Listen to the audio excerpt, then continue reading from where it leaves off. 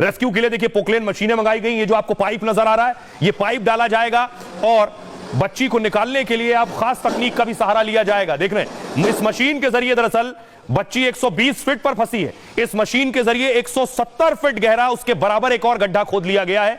अब बुलाया गया देखिए किसे, रैट माइनर्स को। ये वो रैट माइनर्स हैं जब उत्तरकाशी में जब फंसे हुए थे, उत्तराखंड में मजदूर फंसे थे, तब यही रैट माइनर्स गए थे और खुदाई की थी और मजदूरों को बाहर निकाला था। लंबी खुदाई के बाद ये सफलता हासिल हुई थी। अब यही रैट माइनर्स इस मासूम चेतना को भी बचाने के लिए जा रहे हैं।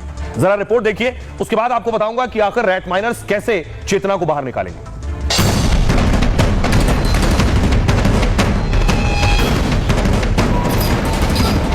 41 मजदूरों की जान बचाने वाले रैट माइनर्स को अब चेतना के रेस्क्यू में उतार दिया गया है।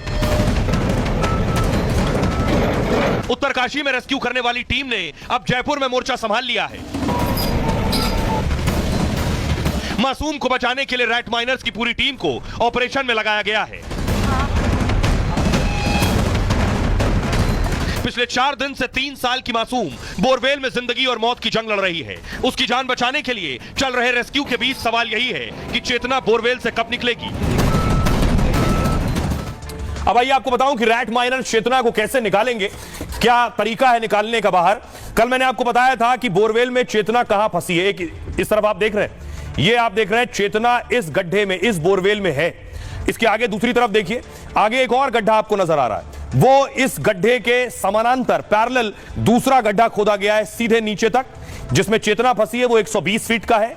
उसके बराबर जो खोदा गया है वो 170 फीट का है।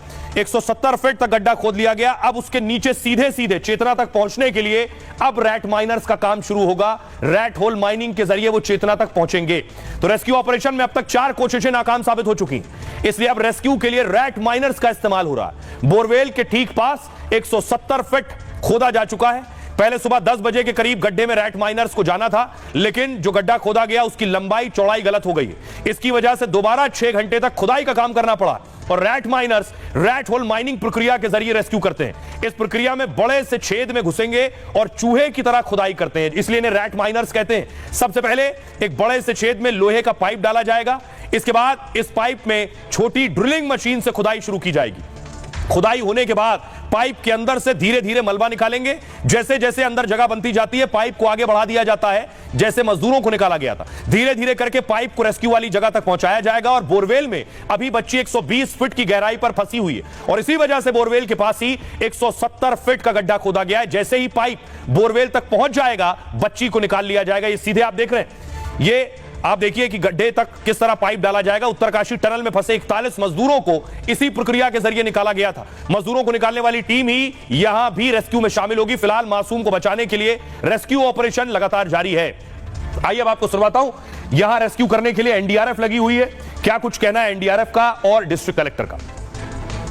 प्लान ए में ये फ्रेश बोरवेल है, इसकी केसिंग निकाली गई है और केसिंग निकालने की वजह से जो भी एक्टिविटी कर रहे हैं, जो भी प्रयास कर रहे हैं, उसमें लूज मिट्टी होने की वजह से वो मिट्टी गिर रही है और नीचे पत्थर होने से और नीचे 7 इंच का बोरवेल होने से वो मिट्टी नीचे नहीं जा पा रही है, इसलिए वो मिट्टी ऐड ऑन होती जा रही है। जैसा कि आप सभी देख पा रहे हैं कि रेस्क्यू ऑपरेशन लगातार जारी है।